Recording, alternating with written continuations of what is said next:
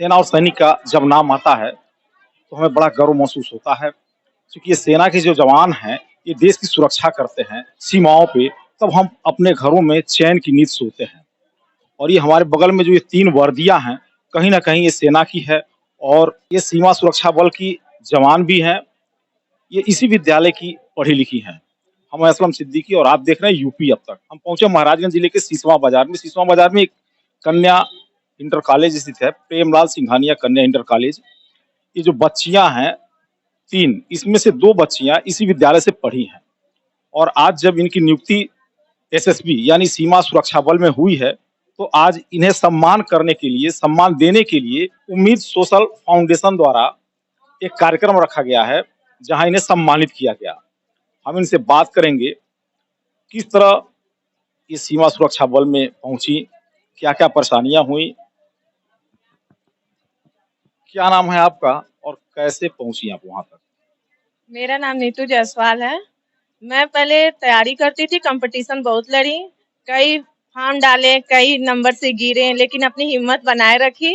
मैंने सोचा कि तैयारी किए, पढ़े हैं तो अपना व्यर्थ नहीं जाने देंगे, अपना तैयारी हम जारी ही रखेंगे। घर के लोग से ताना सुनना, समय हो गया, शादी करो, कितना फॉर्म डालोगी?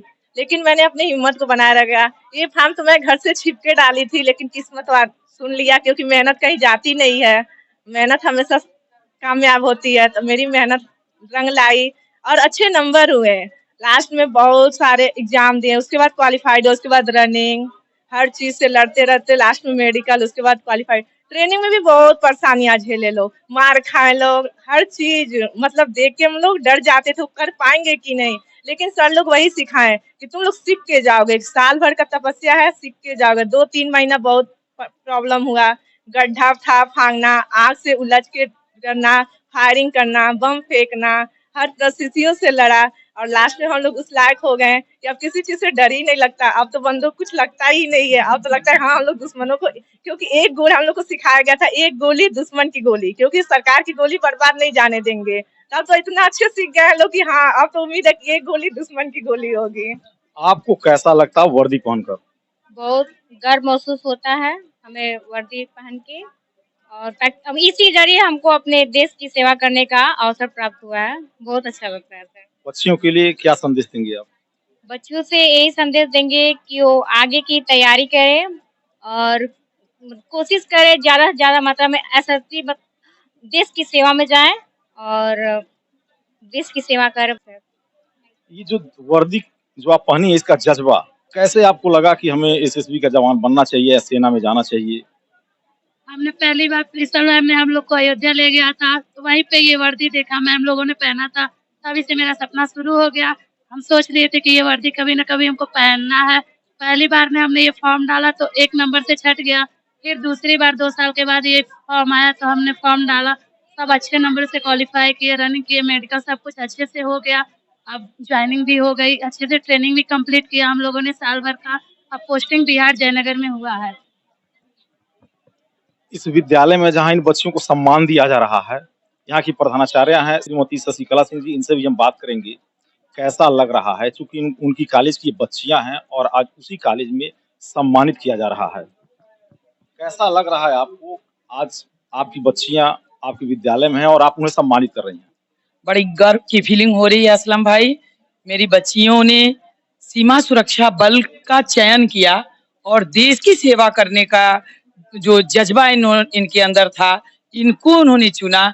यह देख करके मुझे बहुत गर्व हो रहा है और मेरी बच्चियां यहाँ आई हैं, मैं उन्हें खुद सैल्यूट करती हूँ देश के कार्य को करने के लिए, और इनको मैं आशीर्वाद देती हूँ कि देश की सेवा करते करते ये अपने माँ भारती की आन मान की रक्षा करते हुए अपने जीवन में आगे बढ़ें और अपना नाम प्राप्त करें। ये जो आज का कार्यक्रम हुआ है सम्मान समारोह का, उम्मीद सोशल फाउंडेशन की तरफ से हुआ है। उम्मीद से यहाँ मौजूद हैं, उनसे भी हम बात करेंगे कि कैसे आपके दिमाग में आया कि बच्चियों को सम्मानित किया जाए। असलम भाई, दिमाग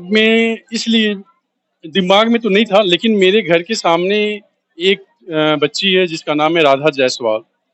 उसको देखा, उसने जब आर्मी ज्वाइन किया तो मुझे लगा कि ऐसी बच्चियां अगर और भी कहीं निकली हुई हैं तो क्यों ना उनको हम इस सिसवा नगर से सम्मानित करें, क्योंकि ये बच्चियां एक तरह से इस सिसवा नगर की गौरव हैं। इससे पहले शायद कभी कोई बच्ची निकली थी तो किसी को पता नहीं था कि ऐसे देश सेवा के लिए नौकरियां तो सभी करते हैं, जॉब तो सभी लेने की कोशिश करते हैं, लेकिन वो नौकरी, वो जॉब जो देश की सेवा भी हो और हम अपने माँ बाप की भी एक आर्थिक रूप से मजबूत बने, वो इन्होंने किया है। जब मुझे पता चला कि ये ट्रेनिंग कंप्लीट करके आए हैं, तो मैंने प्रिंसिपल मैडम से एक प्रोग्राम की बात की। उन्होंने हम लोगों को परमिशन भी दिया कि यहाँ पे करिए, और फिर इन लोगों को सम्मान के लिए एक कार्यक्रम किया गया, ताकि और भी बच्चियां, इस स्कूल में बहुत ऐसे बच्चियां हैं जो किसी न किसी बेड़ियों में बंधी हैं, आगे नहीं बढ़ पाती। इनको देखें कैसे बढ़ी हैं, इनके मम्मी पापा भी नहीं चाहते थे, इनको भी बहुत परेशानियां हुई हैं, ताकि मोटिवेशन उनको मिले।